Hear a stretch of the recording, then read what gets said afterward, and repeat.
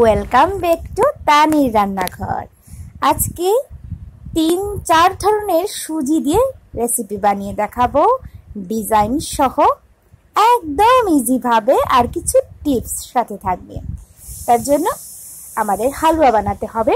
প্রথমেই কড়াইতে আমি ভরে ভরে 3 চামচের মতো ঘি দিয়ে দিচ্ছি। আর সবসময় সুজির হালুয়া বা যে কোনো ধরনের হালুয়া বানান, ঘি দিয়ে বানালে খুব ভালো হয়। এখানে ব্যবহার করছি 1 কাপ সুজি।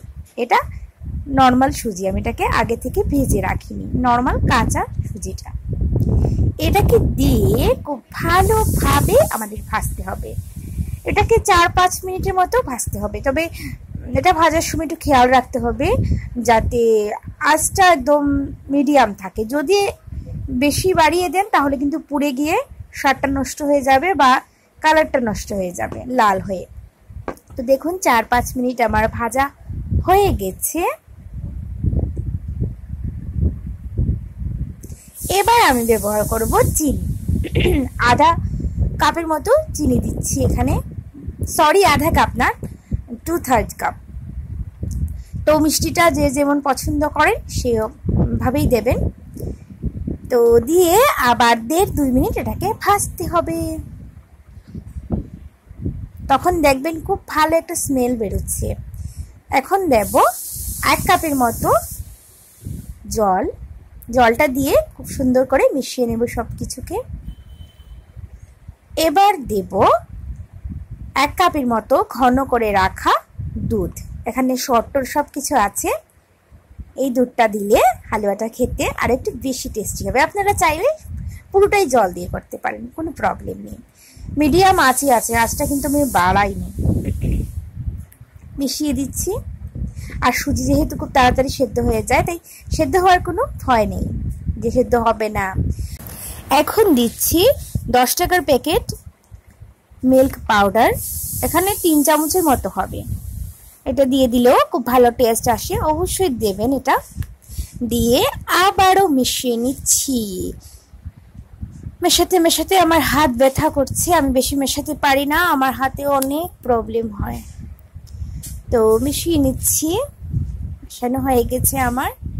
এবার দিয়ে দেব ফ্লেভারের জন্য 1/4 চামচের মতো এখানে আছে এলাচের পাউডার। তো আপনারা চাইলে আস্ত এলাচটাও দিতে পারেন। আস্ত এলাচটা দিলে আপনারা প্রথমেই ঘির মধ্যে দিয়ে দেবেন। এখানে দিয়ে দিচ্ছি নারকেল কোড়া 1/4 কাপ। আর আমি পরে আবার এড করব, প্রথমে অল্প একটু দিলাম। দিয়ে মিশিয়ে নিচ্ছি। অল্প একটু নুন দিয়ে দিলাম।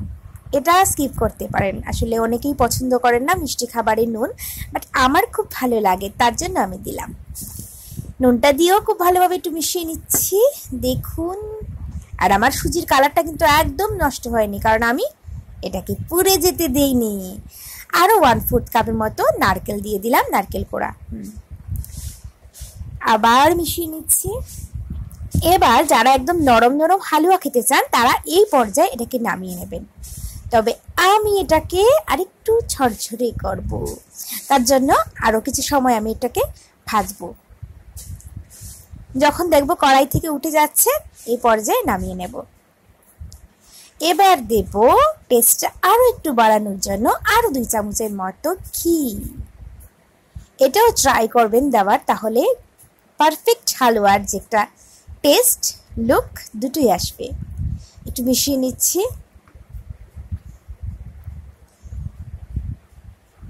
এই সুজির হালুয়াটা কিন্তু যারা চান একদম ঝরঝরে করে খেতে পারেন বা একদম নরম, মানে সব কিছু করা যাবে এটা দিয়ে।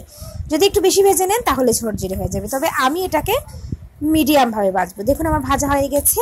এবার এটাকে ঢেকে 15 মিনিটের জন্য রেখে দেব, তারপরে এটাকে সার্ভ করব। আমি আজকে অনেক ধরনের ভাবে সার্ভ করে আপনাদের দেখাবো। প্রথমেই কেক টিনে এটা কেকের মতো বানাবো।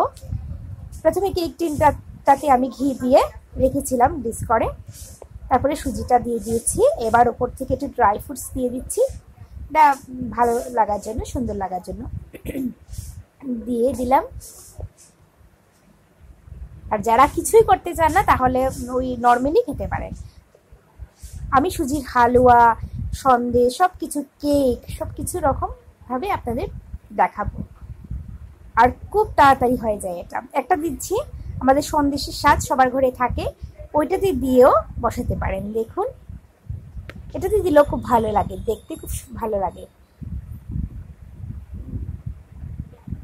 দেখুন লুকটা দারুণ আসে। আবার কুকি কাটার থাকলে এটা দিয়েও পারবেন, আবার কুকি কাটার না থাকলেও প্রবলেম হবে না। এইভাবে প্লেটের মধ্যে ছড়িয়ে কোনো একটা বোতলের কোনো ঢাকনা দিয়ে এইভাবে কেটে নিতে পারেন। দেখুন আমি দুইটা দিয়ে করে নিচ্ছি। প্রথম লাভটা দিয়ে করলাম, তারপরে একটা আছে স্টার, ওইটা দিয়েও করে দিচ্ছি। দেখতে ভালো লাগে এরকম করলে। বাট আপনারা চাইলে বোতলের যে গোল গোল মোকা আছে ওইগুলো দিয়ে করতে পারেন, কোনো প্রবলেম নেই, দেখতে ভালো লাগবে। দেখুন কি ভালো লাগছে দেখতে, কিউট। এবার অন্যরকমভাবে দেখিয়ে দিচ্ছি। যদি প্লেটে ছড়াতে না চান তাহলে এটা কুকি কাটার বা বোতলের মুখ নিয়ে এইভাবে গোল করে কিছু হালুয়া ঝুঁকিয়ে নেবেন, তারপর এইভাবে হাত দিয়ে চেপে খুব ভালো করে চেপে চেপে দেবেন, তাহলে দেখবেন খুব সুন্দর একটা সাইজ চলে এসছে, সাইজে না শেপে।